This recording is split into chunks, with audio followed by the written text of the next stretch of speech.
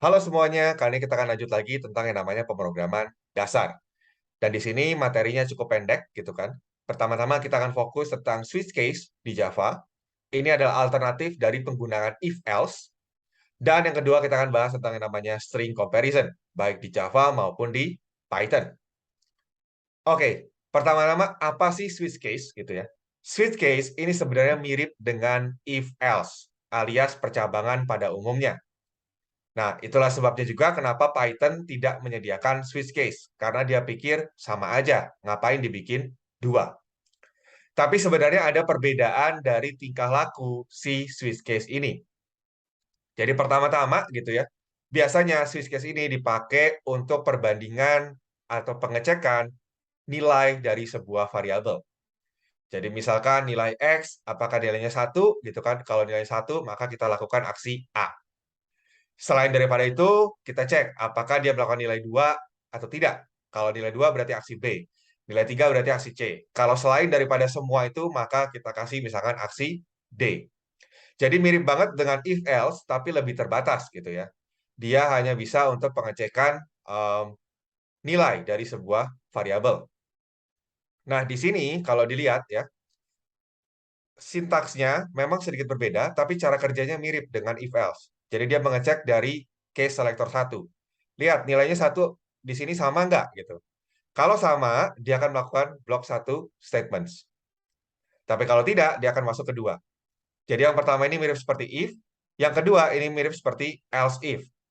Dia akan cek, memenuhi nggak? Oh, kalau tidak, maka dia akan masuk ke kondisi ketiga. Kalau tidak lagi, dia akan masuk kondisi terakhir, yaitu default. Dan ini mirip dengan else. Dari sisi sintaks, di kita juga ada yang namanya break. Break ini untuk menandakan akhir dari rangkaian statement yang perlu dilakukan dari sebuah switch. Jadi, hampir di setiap bagian statement itu pasti diakhiri dengan yang namanya break. Nah, di sini sebenarnya switch juga bisa eh, melakukan percabangan dengan persyaratan yang lebih beragam ya sebenarnya. Tapi memang tidak umum dipakai dan sebenarnya bisa juga digantikan dengan yang namanya if else begitu. Kayak gimana sih sintaksnya gitu ya? Kita lihat seperti ini. Jadi pertama switch expression, jadi ekspresinya apa gitu ya. Lalu kita lihat nilainya seperti apa. Jadi kalau misalkan tadi variabel x gitu ya, switch x gitu kan. Terus case-nya misalkan kalau dia nilainya satu, apa yang dilakuin? Kalau nilainya 2, apa yang dilakuin? Kalau nilainya 3, apa yang dilakuin? Perhatikan tadi, saya bilang bahwa break itu artinya adalah akhir dari statement-statement yang perlu dilakukan. Nah, gimana kalau nanti kita break-nya kita buang? Jadi kalau break-nya kita buang, dia akan berusaha mencari break berikutnya. Artinya, misalkan nih, yang di sini break-nya saya buang, maka dia akan melakukan, kalau expression ini memenuhi kondisi konstan satu, maka dia akan melakukan statement sequence yang ada di pertama dan juga yang di kedua. Karena break-nya baru ditemukan di bawah. Gitu. Nanti kita akan lihat ya contohnya. Nah, ada yang namanya default. Default ini untuk kondisi else. Ini sifatnya opsional, jadi boleh ada, boleh tidak, gitu ya. Ini hanya akan dilakukan kalau semua kasus yang di atas nggak ada yang cocok, baru dia masuk ke sini. Jadi caranya gimana sih kerjanya? Pertama gitu kan, ketika switch ditemukan, maka Java memeriksa expression-nya, ya, variabelnya, nilainya, lalu meloncat ke case dan mencocokkan nilai yang sama dengan persyaratannya. Program cek dari awal sampai ketemuin break gitu ya. Jadi ketika dia memenuhi kondisi nilainya, oh ya, nilainya sama gitu ya, maka dia akan melakukan statement yang ada di dalamnya sampai ketemu break. Artinya, kalau kita lupa kasih break di bagian tertentu, dia akan terus cek sampai ke bawah gitu ya. Nah, kalau nggak ada case yang cocok, maka dia akan mengeksekusi blok default. Jadi default ini sifatnya mirip seperti else ya.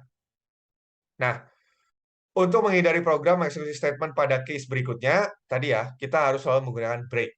Tapi tergantung, sesuai kebutuhan. Kalau memang kita butuh dia sampai melompat untuk melakukan aksi yang lain, ya itu boleh. Breaknya kita mungkin tidak ditambahkan. Begitu, ya. Nah, ini contoh programnya, gitu ya. Dan kita akan lihat ya, kita akan lihat hasilnya seperti apa. Jadi kalau di sini kita pakai Python tutor, tapi untuk yang versi Java. Nah, kita akan visualize execution. Oke, kebetulan di sini lagi sibuk gitu ya servernya. Kita coba lagi. Apakah bisa? Ya, sekarang bisa gitu ya.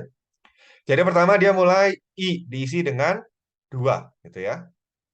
Maka kita next. Di sini kita next ya. Oke, I-nya sekarang nilainya 2. Nah, sekarang statement yang berikutnya yang akan diproses apa? Adalah mulai masuk ke instruksi switch-nya. Jadi dia akan mengecek nilai dari I-nya. Jadi kalau dilihat di sini I-nya 2.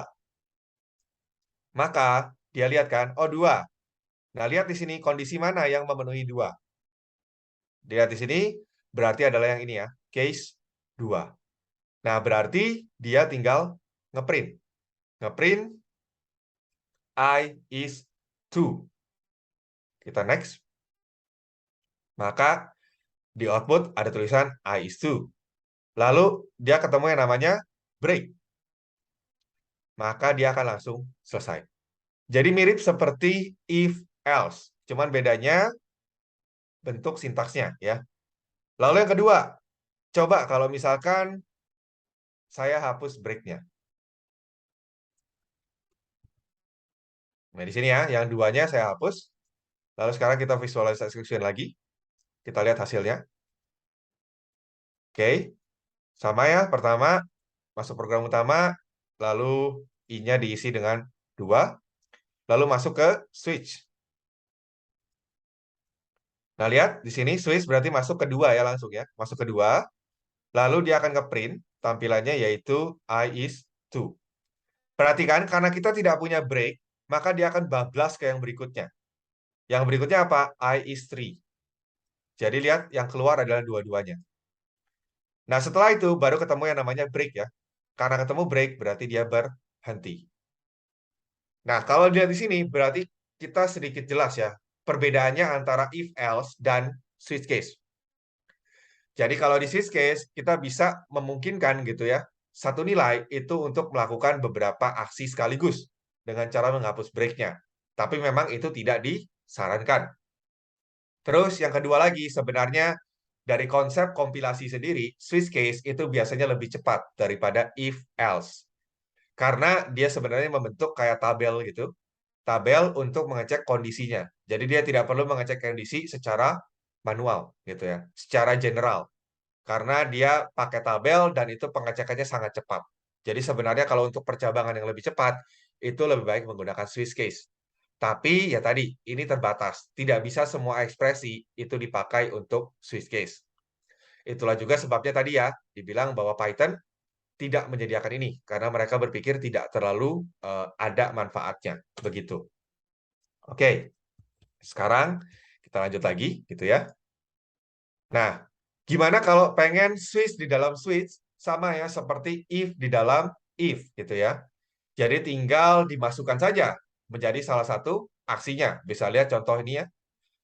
This A is part of outer switch gitu kan. Lalu this A is a part of inner switch. Jadi ada yang inner, ada yang outer. Mau 3 level boleh, 4 level boleh gitu ya. Bebas sebenarnya, tidak ada batasan. Nah, itu tentang switch case ya. Jadi yang penting kita tahu bahwa ada yang namanya switch case. Sekarang masuk ke string comparison. Jadi string itu sebenarnya adalah suatu objek yang cukup kompleks dan nanti kita akan bahas secara terpisah ya. Nanti ada materinya di belakang. Nah, cuman sekarang kita akan fokus ke gimana cara membandingkan dua string di Java dan Python. Jadi kalau di Java itu kita tidak bisa menggunakan sama dengan. Tapi kita harus menggunakan dot equals dan dot equals ignore case. Bedanya apa? Kalau equals gitu ya. Equals ini berarti dia akan mengecek kalau dua-duanya benar-benar sama sampai huruf besar kecilnya. Sedangkan equals ignore case itu hanya akan mengecek yang penting kata-katanya kalau dibaca sama. Jadi dia nggak peduli itu nama Oscar kapital semua sama Oscar huruf kecil semua. Tetap dianggap sama.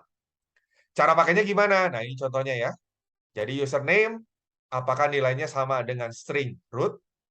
Terus password apakah nilainya sama dengan UKM 12345 bintang. Kalau dua-duanya dipenuhi, berarti kita bilang Anda berhasil login. Nah, di Python itu lebih damai karena di Python dia sudah mengakomodir yang namanya pakai sama dengan. Jadi kita tinggal tulis sama seperti perbandingan pada umumnya ketika kita menggunakan integer dan sebagainya. Jadi username sama dengan root, and password sama dengan UKM 12345 bintang. Begitu.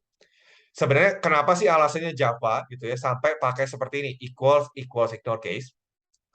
Jadi sebenarnya karena string ini kan tipe data bentukan, jadi bukan data primitif. Jadi sifatnya dia adalah objek gitu ya. Nah, karena objek maka dia Java pengen itu dia pakainya metode dan metodenya adalah metode equals juga metode equals ignore case. Nah, kalau penasaran pengen tahu lebih dalam tentang itu, mungkin bisa cari di pemrograman berorientasi objek. Oke, ini contoh programnya ya, sama ya dengan yang tadi saya jelaskan. Ini contoh lain gitu ya. Jadi misalkan ini untuk mengecek password. Jadi kita cek nih, pertama kan kita minta dulu nih username-nya, kita minta password-nya. Terus kita cek apakah salah satu dari mereka ada yang kosong. Karena kalau salah satu ada yang kosong, maka kita bilang harus diisi. Nggak boleh dikosongin, gitu kan. Terus berikutnya, yang kedua, dicek apakah username password-nya sesuai atau tidak. Dan yang ketiga, itu adalah kondisi ketika password atau username-nya salah. Hal yang sama juga untuk yang Python, gitu ya, tidak beda jauh. Oke, hanya sintaksnya saja lebih sederhana. Oke, seperti itu saja. Terima kasih. Sampai jumpa di materi berikutnya.